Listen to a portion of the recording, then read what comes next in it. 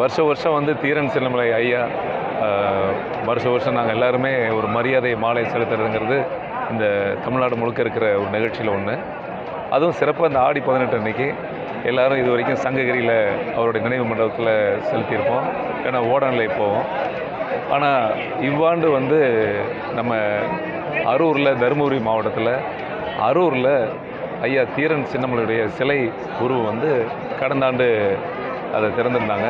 So இந்த வருஷம் நாங்கள் அனைவரும் ஒன்றிணைந்து அனைத்து அடுத்த தலைமுறைகள் எல்லாரும் ஒன்று சேர்ந்து இன்றைக்கி அவருக்கான ஒரு வீர புகழ் வணக்கத்தை செலுத்தியிருக்கோம். தமிழக அரசு சுத்தமாக அதுக்கெல்லாம் தடை செய்யலை. ஆனால் இருந்தாலும் சில சமூக அமைப்புகள், சில விரோதிகள், சில ஆட்கள் இந்த படத்தை வரக்கூடாதுன்னு நினைக்கிறவங்க, மாற்றுக் கொள்கை உடையவங்க இந்த படத்தை நிறுத்தணுங்கிறதுக்காக தியேட்டரில் ஃபோன் பண்ணி நிறைய மிரட்டியிருக்காங்க. அதனால் தியேட்டர் தள்ளி போயிடுச்சு.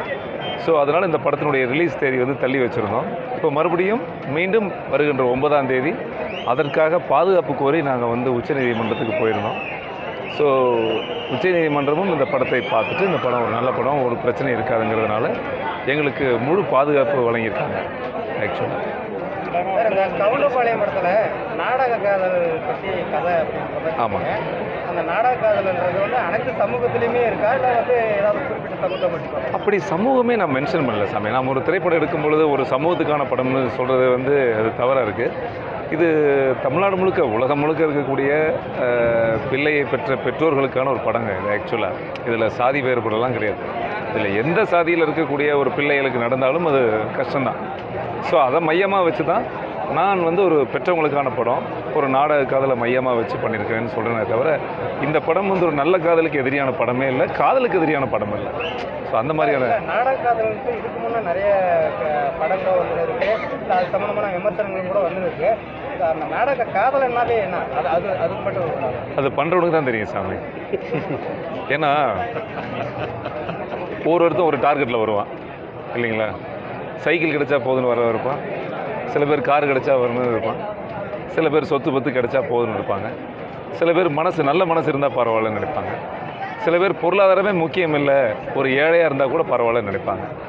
ஸோ அது வந்து அவங்க மனசை பொறுத்தது. நான் சொல்கிற நாடக காதலில் நாடகம் என்பதே ட்ராமா தான், நடிப்பு தான். அதாவது நல்ல வசதியாக இருக்கிறவங்கள டார்கெட் பண்ணி அவங்கள காதல் வலையில் விழ வச்சு அதுக்கு ஒரு செய்யக்கூடிய ஒரு தருதலையான நிகழ்ச்சி தான் இந்த நாடக காதல்னு நான் சொல்லுவேன். இப்போ தமிழக அரசுக்கு கர்நாடகத்துலேருந்து தண்ணீர் திறந்து விடுற மாதிரி இந்த கதை.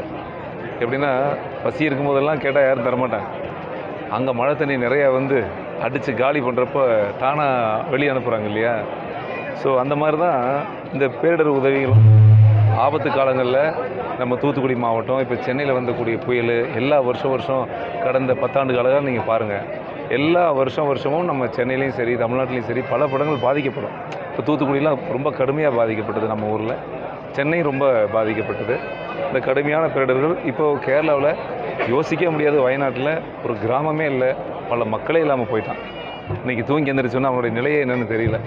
ஸோ இந்த மாதிரி இயற்பேரிடர் ஒரு பக்கம், இன்னொன்று அந்த மாதிரி இடங்கள் இருக்கக்கூடிய வனவிலங்குகளுடைய பாதுகாப்பு அதை விட கேள்விக்குறி. நம்ம அதையும் யோசிக்கணும்.